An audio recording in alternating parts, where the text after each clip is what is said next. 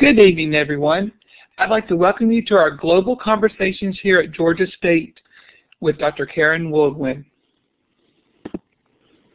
Your moderators for this evening will be Dr. Peggy Albers, Professor of Language and Literacy at Georgia State University, and myself, David Brown, a third-year doctoral student here at Georgia State University. Global Conversations in Literacy Research are online interactive web seminars with an intent to circulate cutting-edge research in the fields of literacy and language arts. For more information on our seminars, you can visit our website to find out about upcoming events, including the series for 2011-2012. You can also retrieve information about our presenters there.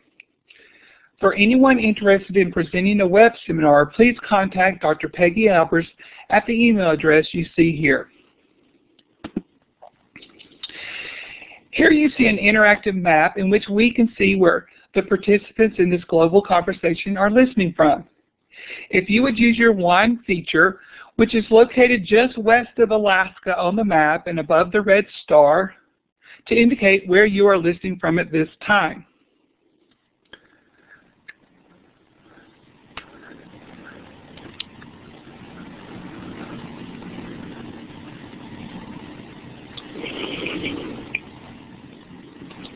It looks as if we have participants from all over, and we want to say a special thank you for joining us.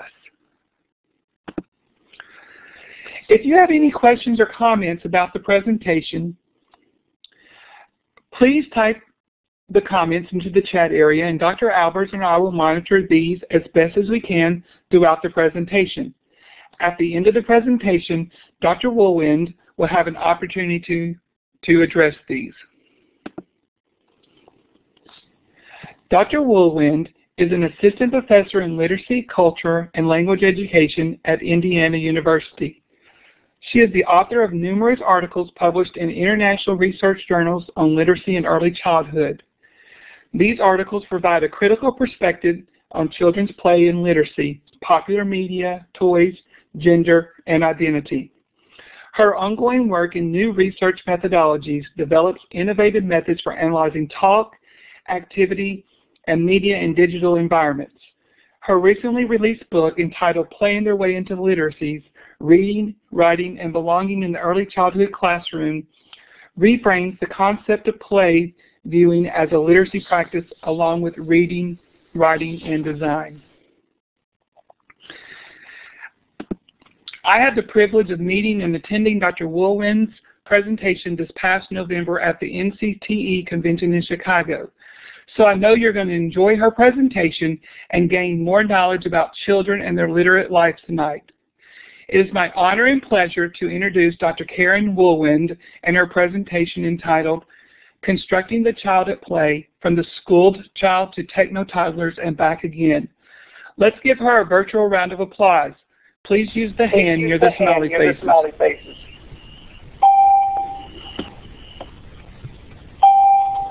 Thanks, everyone. I also want to thank Peggy and David for all that they've done to make this possible tonight. It's amazing the amount of energy and time that they put into this to make these work for us. So I'm really grateful and thankful for that. You'll see on the first screen that I have an interact screen, and I'm hoping that we can make this more than a one-way lecture tonight. And so you've just had the experience of using your wand to tap on the map to locate yourself tonight. But I also have several slides as we go along that I'm going to pause and ask you to sort of vote on the discourses that you see in the data. So I'd like to kind of have this become a way in which you can also analyze along with me, and I'll share the tools that I'm using. There's also a way to interact using the chat box. I have an arrow pointing down, and if you haven't chatted yet tonight, it might be a good opportunity just to try it out. You can chat to this room, or you can chat privately to other participants that you see. And then we have sort of a grand experiment that we're trying with Twitter. If you are on Twitter and can open another browser so that you could follow the hashtag along with our conversation tonight. We would love to have tweets go out on the hashtag GCLR and allow people to join in that way. And then finally, there is a way to raise your hand, and you'll see there's a little blue hand just below the participant list. And I think if you raise your hand, then Peggy will call on you. I'm not exactly sure how she does that, but the moderators will make sure that you get a chance to chat. Okay, so then we'll just go ahead and get started. I'm looking back now 100 years to 1912 and to think about how we're constructing our visions of what childhood means to us. And so in 1912, a Triangle Waste factory fire in 1911 actually killed 140 women and children, and it was one of the events that sparked the rise of concern to enact child labor legislation to protect children. These beginnings invoke discourses of child innocence and vulnerability, and you can see from this picture of a child working in the mills that they were working in extremely dangerous conditions.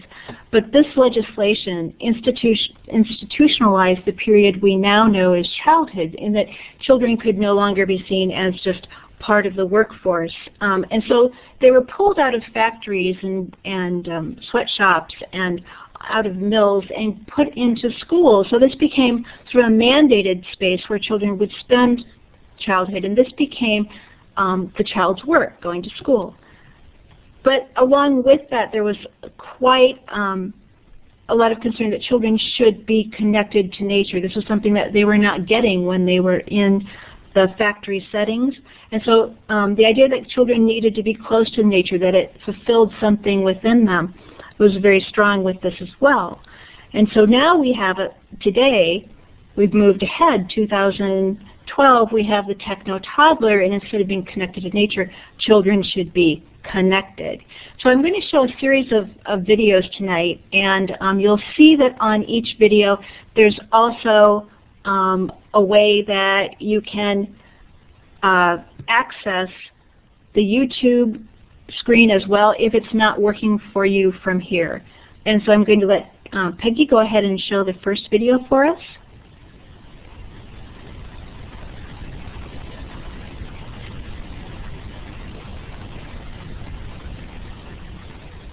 I'm in a timeout because apparently riding the dog like it's a small horse is frowned upon in this establishment. Luckily though, I can conceal this bad boy underneath my blanket just so I can get on E-Trade, check my investment portfolio, research stocks, and set conditional orders. Wait, why you take? Oh, I see. Hey Mac, would it kill you to throw a guy a warning bark? I wanted a bird. E-Trade, invested unleashed. So you can see that in numerous ways the idea of the okay.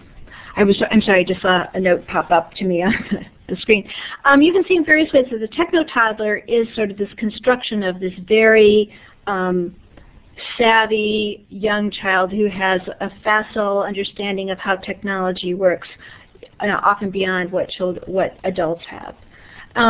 By comparing these two ideas, the school child and the techno-toddler, we can unpack them and see how the ways that we construct the young child at play reflect and shape our beliefs about literacy in childhood. And I'm also asking, how are these constructions complicated by the overlapping discourses that we see in online space? And of course, online space is much more complex and has further dimensions, so we'll look at those tonight. I'm sharing tonight some excerpts from a corpus of data that I've gathered. I actually have this on a blog. It's called earlyadoptersplay.blogspot.com. And over the course of 2 years, I began collecting instances of YouTube videos where parents or family members, or sometimes in this, as we just saw, commercials, depict young children with technology. And you can find these for yourselves simply by just, Googling for iPad baby or something like that. There are thousands of these on the internet. And I started looking across these to see what kinds of patterns I could see in these videos, and it suggested to me that families are placing a high value on children's abilities to use technology meaningfully and also with a certain degree of independence. So when I'm looking at these specifically, how do I know that these are significant? And so here are some examples. By virtue of the action of capturing, uploading, and sharing children's technology interactions, that seems to indicate people are finding these significant in some way. But also explicitly, you can see the significance in the video descriptions that summarize the video that the producers post along with the video. And then within the videos themselves, there are often subtitles or parent or family narration that goes along describing what the children are doing. And so those are producer kinds of indicators of significance. But the viewers as well are showing that they find these significant, and by virtue of the number of viewings that these videos draw, and then the content of the viewers' comments that we can find within the bottom of the page on YouTube. So I'm interpreting all of this data through the lenses of Nexus of Practice, and I'm drawing on Scullin's work. In Nexus of Practice, it's somewhat like Bourdieu's concept of habitus, in that the most significant and ingrained practices run in the background where we don't even notice them. And this is where it circulates what we as a community expect, what actions do we use to automatically recognize each other, what marks you as an insider within this group. And then for novices, we often show these particular practices that we value. We make them really explicit for young children so that they can begin to be prepared to participate in our culture. So the question I'm asking tonight is, what literacies do these novices need in order to learn to participate in digital cultures?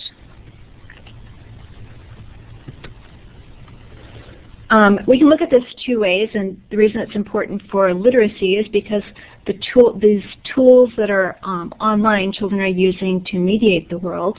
So we can look at the ways in which they use online tools, the iPad, in the E-Trade video, for example, as a way with things, as something that the child's using to interact. And I'm using cultural historical activity theory to explain that. Tonight I'm just giving a sort of a sampler of the kinds of things I'm doing in terms of theory and methods, and so that we can get right into the videos.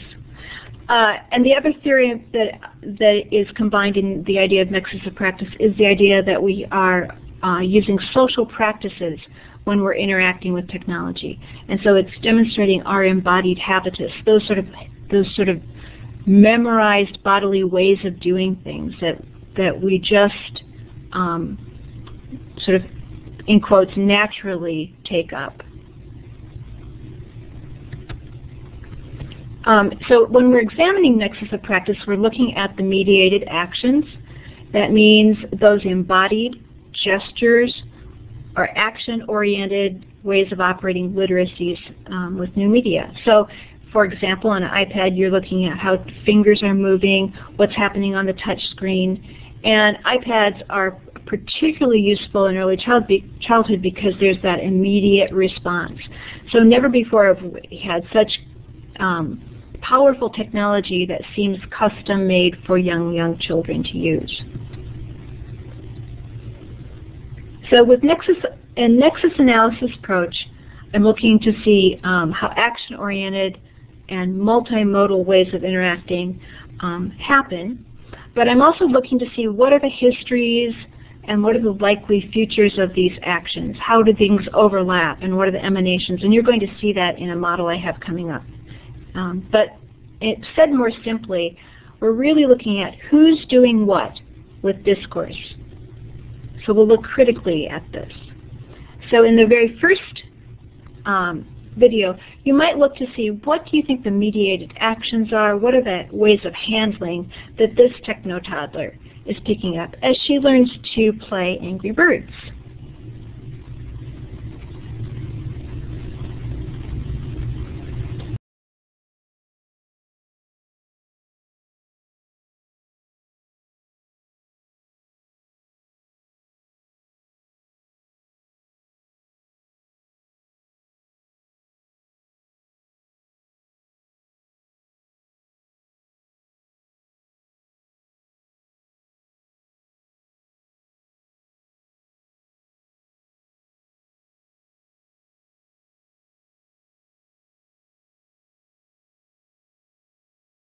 Sorry, I forgot to turn my mic on. So she exactly knows where to click and how to move things and how she can make that Angry Bird launch.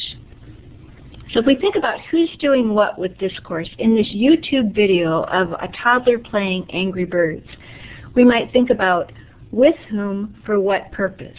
So there's something social about that. Who's helping her? How is it happening? And what's the purpose of showing that? What's the purpose of her playing with it? And then which ways of doing things matter here?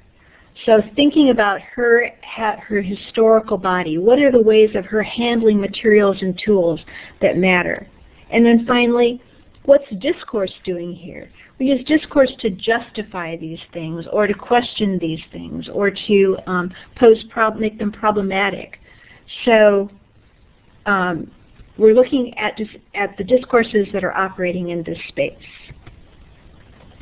Scotland puts these three things together then to say in any instance we can look at in the world, you can see all of these things happening. So walking down a shopping mall, you can see that there's an interaction order of you as a single person walking through the mall, looking at all the discourses that are around you. You have particular ways of navigating and moving in the mall. That is you in one particular space.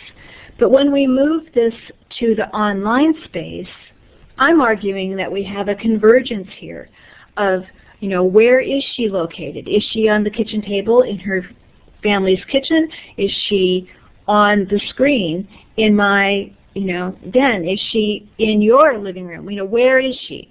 And so we have all of these multiple things that come together, and so that's what we're going to unpack right now. So, and to do that, I'm going to take these one at a time, looking closely at each of the three parts and with video examples. So we have the interaction order.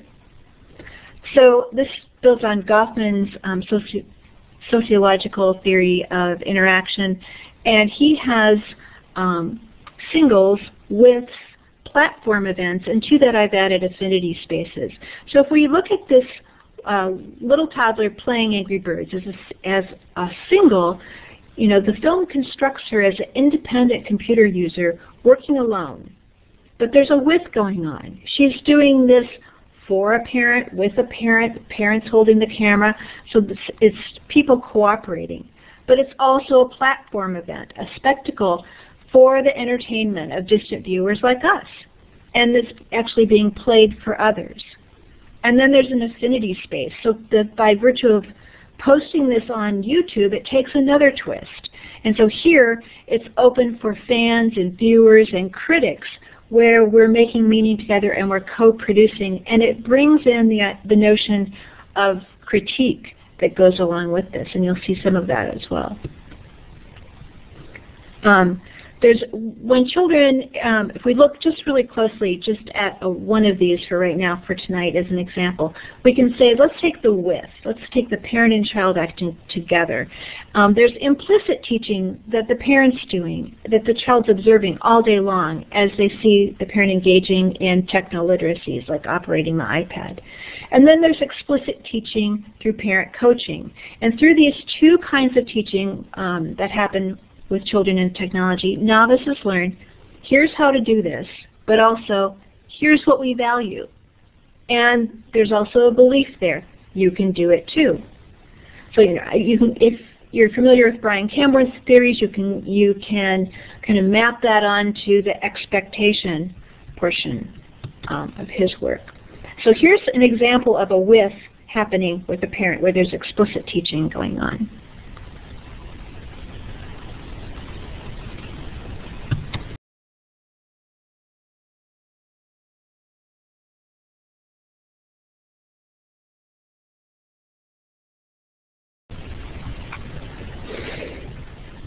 So there's a lot of joy there as the parents are helping the child to understand how to play and maneuver the keys on the piano. So we'll go to the next part of that nexus. So we'll look at historical bodies. So what are the practices that children are learning to take up that become automatic things that they know just how to do, that's without really seeming to have too much instruction? So historical bodies are the idea that bodies are acting with materials. And so the simplest physical mediated actions, in this case, the tapping on a screen, gets interpreted as a social practice here as playing the piano. Those little finger actions all get interpreted by parents as that's intentional piano playing. The nexus of practice materialize discursive expectations for particular identities. So, look at him, look at that, look at how he's sitting up. All of those things that the parents are constructing around the child's interaction with technology.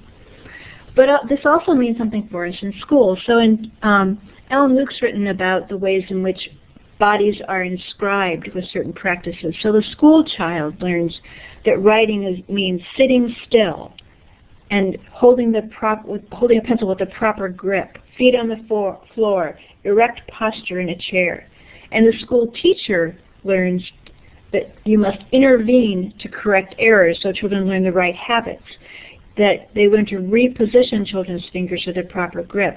All of this in order to retrain bodies to inscribe institutional control. So not so much about the writing, but as the compliance with the institutional expectation. Contrast that with the digital child that we were just watching. The child learns to swipe the finger across the screen to search and scroll, to pinch to make something smaller, or sweep it to make it larger, to tap to select. There's the expectation that one finger is all you need to be able to write. And then an expectation that tools will respond to touch. I don't know how many of you have had this experience recently, but I'm becoming so attuned to tapping on iPads that when I'm in a store, I'll be tapping on the screen first, and then I'll look down and see, oh, there's a keyboard. The digital teacher learns that we must moderate technology through everyday use. We model technology, but we also need to make connections so children can actually participate in these literacies on global networks. So finally, discourses. And tonight, I want us to think about what discourses are doing. Discourse always accomplishes something. So it constructs identities, activities, worlds, or meanings. The discourses that we live in are all around us, and they circulate globally. But they're taken up locally. There are also always multiple overlapping discourses in any one place, and we're going to look at that tonight. So we can ask the question, what's discourse doing here? There's a foregrounding that discourse does and a backgrounding, according to Skellin's work. So in this war relief Red Cross poster, it's foregrounding the idea that we need to protect this innocent child, but at the same time it's mobilizing our political support on one particular side of a war. What's discourse doing here?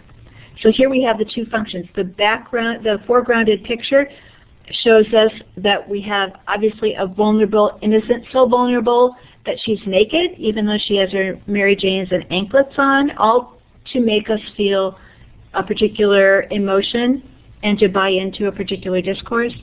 So defending the vulnerable is the foregrounded message, but the backgrounded piece, the political work that's happening here, is justifying nationalism.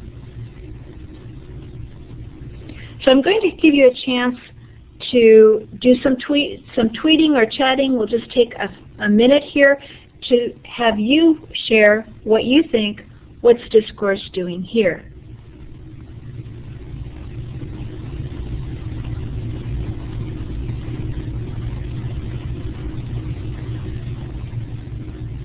What's foregrounded?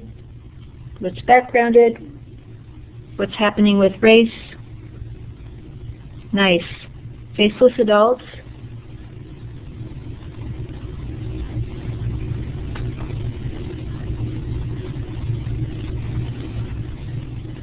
Exactly.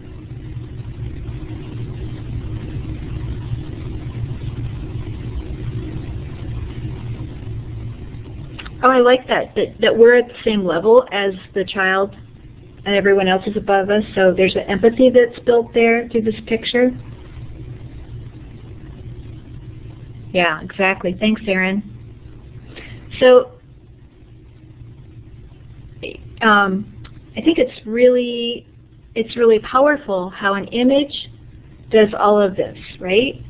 And that's what I think a big part of what we need to think about is how these things are things that we just seem to know, and that are so visible. I'm also thinking, when I'm looking at this picture, the work that we place on young children to be on the forefront of this social change, and what a powerful image the innocent child is. I don't know if you notice, but when there's a crisis in the world on CNN, I always listen to see how soon it goes to, and we need to teach the children not to fill in the blank.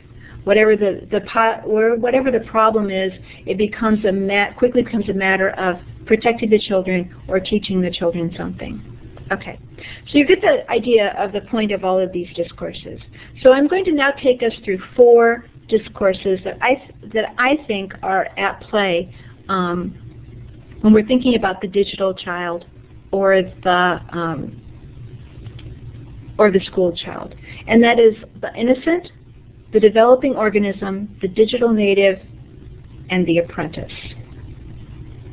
I'm going to go very quickly because I want us to have time at the end to analyze some of these together. This draws on work from childhood studies overall, all of these discourses that I'm going to present, and as well as the sociology of childhood. Okay, so the idea of the innocent comes from a very old idea by Rousseau and Emile, in which the child needs to be interacting with nature. And we see that even today in the idea that there is a nature deficit order, that if children are not close to nature, something fundamentally is taken away from them. On the flip side of this, we have the mistrust of technology as time away from nature.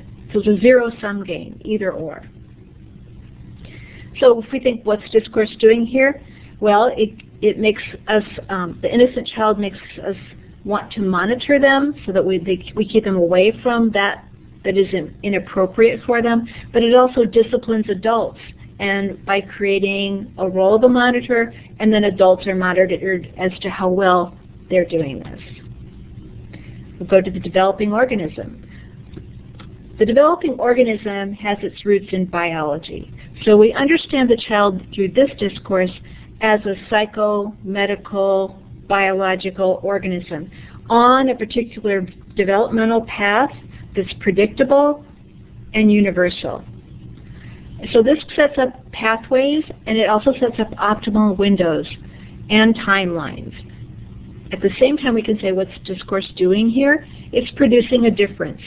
If you're on the timeline in an expected way, you're normal. If you're not, you fall into an abnormal range. It creates delays and the need for intervention. It also creates the possibilities of precociousness and head starts. And you see that in the raft of materials that are on the market to help accelerate development. So we can look a little more closely, and we can look at ourselves and say, well, discourse constructs us in the field of early childhood education as experts. You saw this also in the American Academy of Pediatrics press release on warnings against too much television and screen time. We look to the development and what might hinder development as a way of justifying a range of activities.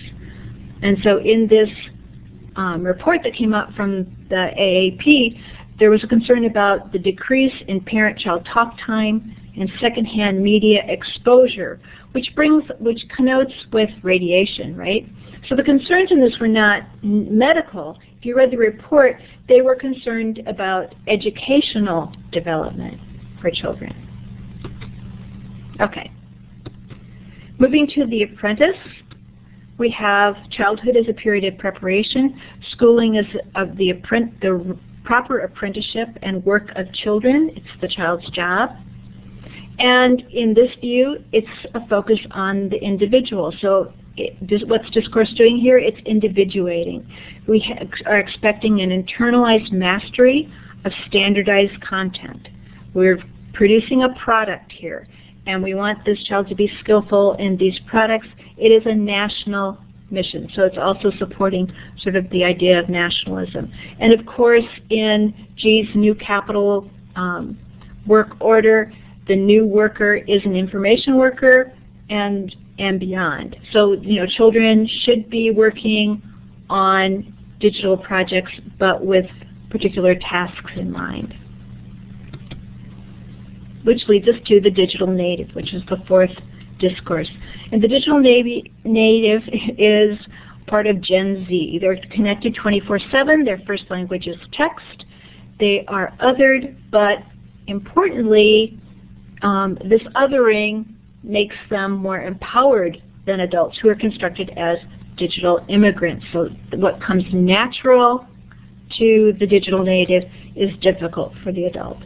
So there are numerous studies going on by the Kaiser Foundation, 0 to 6. This is one by the Nielsen ratings on children's internet and YouTube viewing use, but that show that children are very immersed in digital cultures. Okay, finally, we come back to this convergence idea. So we have these four discourses that are circling around. We have the multiple kinds of interaction orders, and then we have this historical body of the child that's taking up all of these new digital practices. So I'm going to ask you now to view this video, and I'll share some of the comments that were on the YouTube site, and then I'll have you make some decisions about what of those four discourses that we just looked at do you see present in this video on the iPad versus a magazine. What do you notice? So, Piggy, if you'd play this one, that'd be great.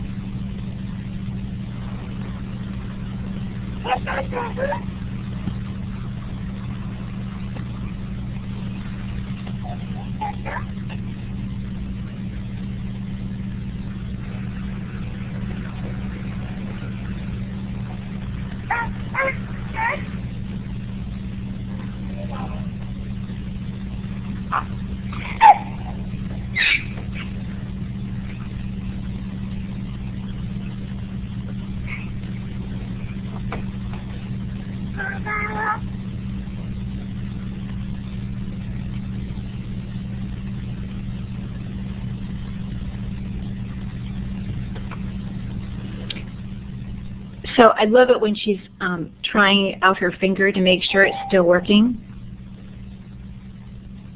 Okay, so I think I have a question, right? I think we do, Karen. Let's just check with Audra.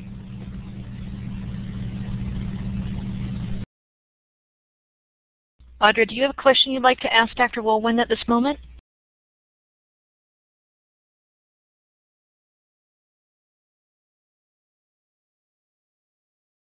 It looks like she's going to type her question, Dr. Wohlwend, if you want to go ahead and carry on.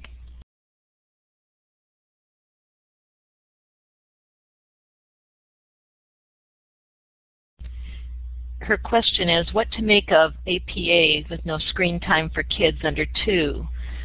Do you want to respond to that at all? Yeah, actually, I have that in a later screen at the end. I wanted to talk a little bit more about that exact press release and how that might be taken up after we look to some of the discourses. So if we don't mind, can I push that to a little bit later? That's great, Karen. Thanks very much. Okay. So this Technotoddler video went viral. It had over 3 million views. And interestingly, very split on likes and dislikes. So if we look at a few of the comments, the first was, "You let Steve Jobs grow your daughter? What's wrong with you?" And "Baby's a baby. Way to be an awful parent. Print-based media hasn't died just yet. Your 1-year-old daughter is so adorable, and I hate how people are posting nasty comments. She's only 1. Geez, she's just learning how to use her finger." And then finally, "Why are you guys mad? Boy, look at gestures in her hands, how she tried to poke her leg to see if her finger is working. This is pretty cool." So I'm going to ask people to take their wand tools on the side and just click on the various discourses that you see happening. And there should be the chance to move around and click more than one. Hopefully it'll look like fireworks over here.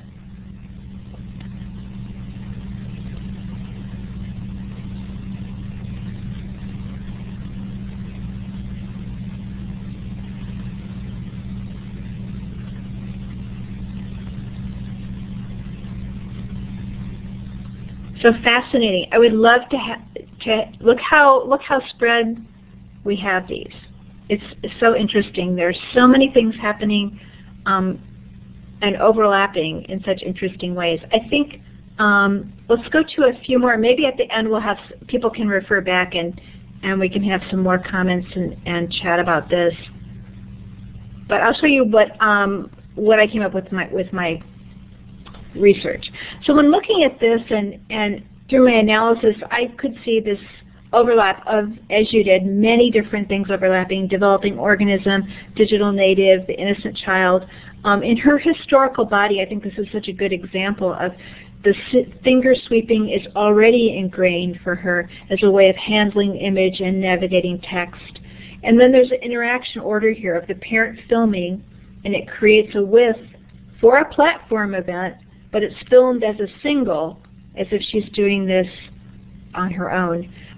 The viewer response, "What? You let Steve Jobs grow your daughter?" creates this infinitive space so everyone is on board doing this together. Okay, next video. This may be one that's familiar to you. Ran a few years back, I think in 2009, in the I'm a PC series. And so we'll watch this one and do the same thing. My name's Kylie. I took a picture of my fish door.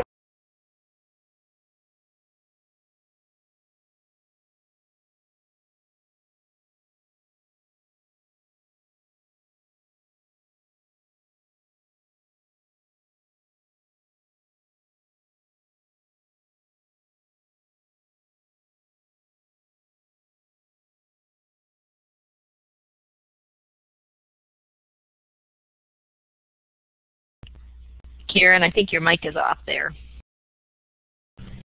Sorry. Okay. Okay. So there are 177,000 views, many more likes and dislikes, which isn't surprising because it's commercially produced. And the comments are, "Oh my God, she's 4 and she's going to send it to her mom and dad. What? Does she live alone?" And then the answer, she's probably home alone. At any rate, she can certainly control the PC more skillfully than my parents combined. So, of those discourses, what are you thinking? Wand tools out and lots for the digital native. And I agree, and that's kind of how I see it too, on the apprenticeship as well, because she's definitely doing some tasks there.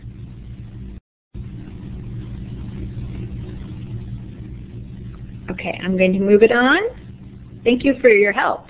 Okay, so that's exactly what I was seeing, digital native and competent apprentice combined. And in this constructed interaction order, remember we're watching a video, and so we have no way of knowing if it was already a professional film crew there or whatever, but she's constructed as independently self-sufficient, more skilled than adults. And in her historical body, we see her connecting cables, the mouse, cursor. She's doing it with speed, and that's another piece of this nexus of practice, that you have to be able to do things so quickly and on an automatic level to pull off a skillful identity. Okay, and so this is our final video. It's from the app Smack Talk, in which you can record your own voice and have it played back through various animals. So we'll watch this one, and I'll turn off my mic now.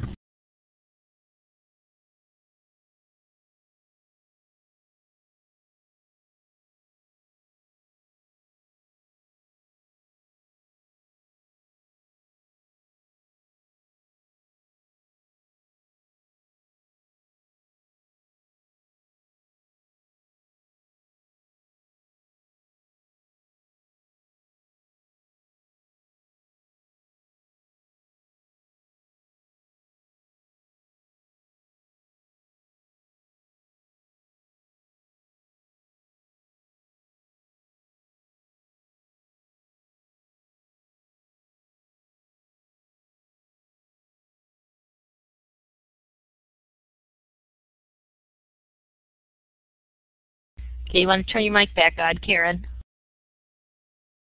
Thank you. So in November, when I put this slide together, there were 517 total views. Tonight there were 1,700, so it's more than tripled. 100% likes. You know, people love this video. And the comments were, "She knows how to use the iPad better than me," laugh out loud. No, and then, you know, and then big laughing emoticons. So what are you seeing here? Magic wands, please.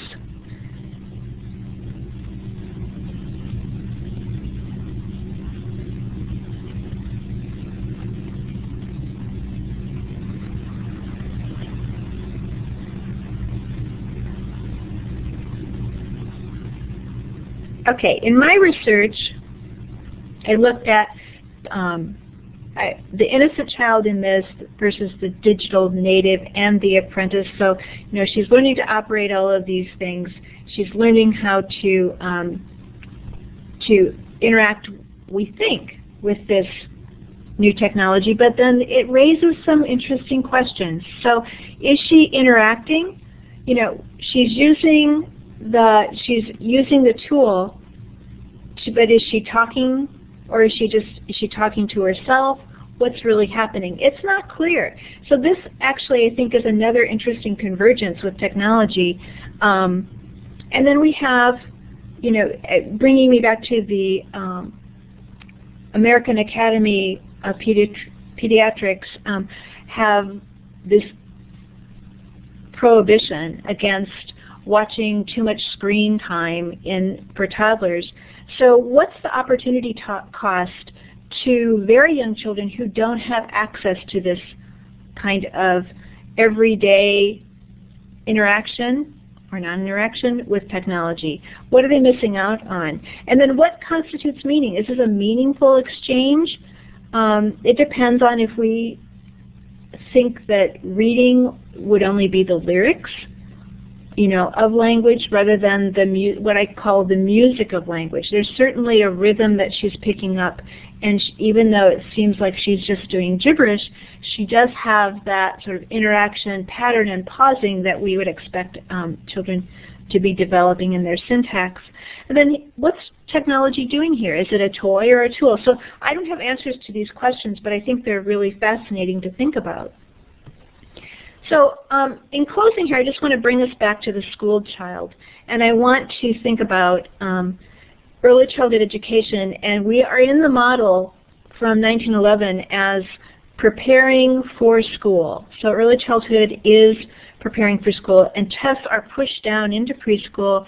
We still have an idea that knowledge is individual, internalized, not participation in digital networks, that we need to monitor and protect the young children, and then we get blocked sites and filters in our schools where children cannot reach out and connect with other communities, and we get very little technology in early childhood classrooms, or if we have it, it's with a very training kind of rote focus.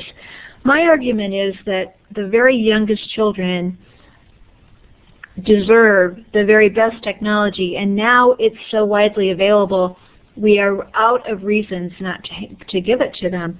And so a lot of our arguments to maintain the status quo fall back on these ideas of the child as innocent, or the child as a developing organism, and the screens might somehow have radiation, and things that just seem very hollow.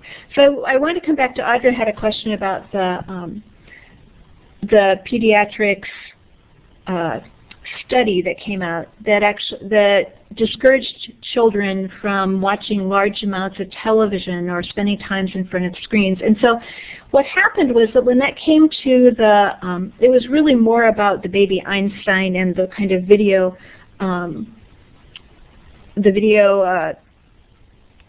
I guess, immersion that happens, your baby can read and that kind of thing, and they wrote children should be playing and not looking at screens. But what happens in our media world is that soundbite then becomes taken up, and it becomes used, people use it to generate all kinds of back to nature, developing organism, innocent child kind of discourse arguments. And I think we should be thinking about how does this affect low-income households where TV screens are the primary source of technology, as opposed to more affluent households where children are 24/7, connected to the internet. So the anti-screen soundbite is likely to expand to all early childhood as it merges with developing organism and innocent child discourses. And I guess the big takeaway from this that I'd like to have us think about is that we should be looking carefully to see what discourse is doing here and how are our decisions and the things that we're recommending for young children based on these impressions of school children or impressions of techno-toddlers, and maybe we can begin to see past that a bit. And I would like to just give people a chance to have some time for questions, so we'll just stop right there and see what people have to say. If you'd like to ask Karen a question, please raise your hand. There's a little green hand right underneath the participants with a little green arrow. You can certainly ask it live, or if you have a question, please type it in the chat area and Karen will address it. Thanks very much.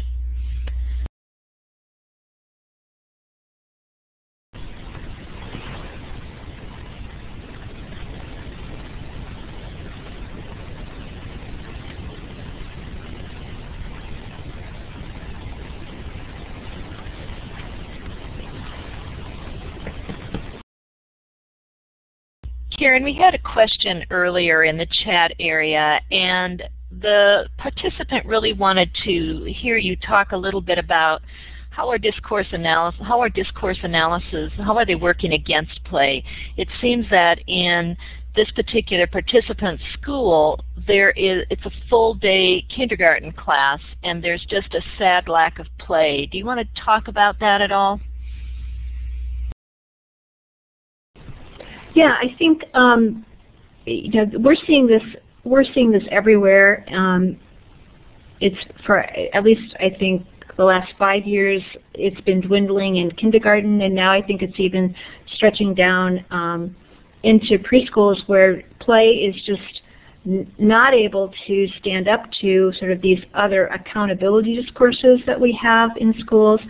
And what's interesting, I think, kind of keeping it with the idea of technology in young children, we might think that in order to prepare children for digital workforce later on, that we would be interested in giving them really great early experiences with technology and with play. But instead, what I think we have this idea that, well, we need to prepare them to do these paper and pencil tests, and so we throw everything else out in order to make time for that. And by we, I probably mean policymakers. I think teachers are still scrambling to try to find ways in which to keep play in classrooms, and it becomes extremely hard to do that. But I've written several articles with that premise, dilemmas and discourses of learning to write, and other things. It's sort of the central argument I always make is trying to find ways to bring play back into classrooms. And I think it's a social justice issue as well, because I think it allows children to bring what they know into school where they can, in order to be more successful. So anyway. Okay, we have another question that asks, what about the effects of screen time on brain development, and how might this affect ease of learning to read? And another follow-up question, what is your opinion of toddler screen time?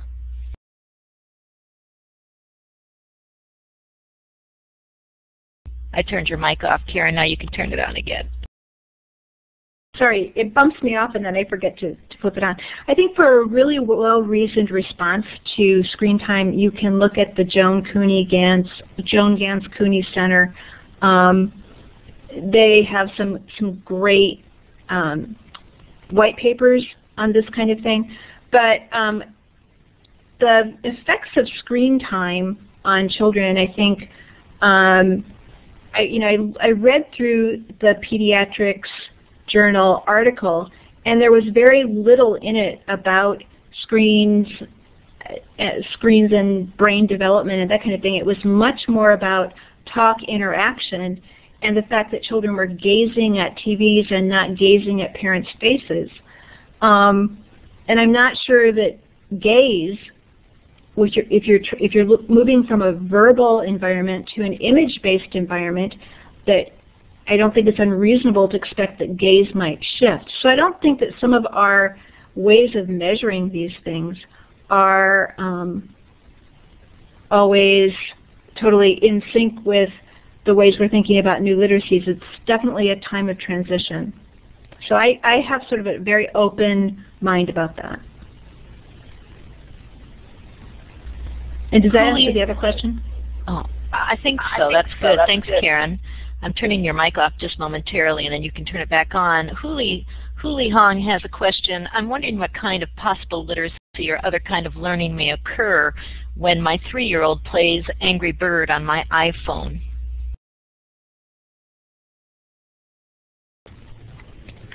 Right. I think, I think definitely there's a lot of training of the historical body there that we looked at before. If we're seeing that children who are very adept at understanding what a swipe is and what a what a pinch means with their fingers on a screen, are learning more than those specific tools. They're also learning a flexibility, because it's likely that Angry Birds and other games sort of morph from screen to screen, that you need to use something different. You need to use different hand motions for different games, for different screens, and those things change over time.